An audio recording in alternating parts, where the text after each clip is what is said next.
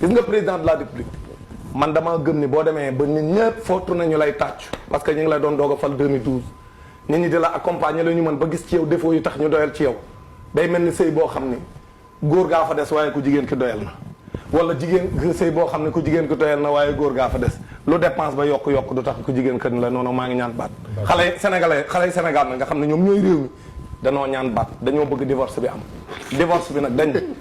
nan ko may mu àggale maanaam séparation de corps la nekk ak Macky Sall fi mu toll ni 2024 la divorce waaw léegi 2024 la divorce bi léegi nag moom divorce boobu nga xam ne incha allah moom la Sénégalais yi bëgg moom la Sénégalais yi bëgg a acté en 2024 loolu lay defi pexe pour divorce du am man nag damaa gëm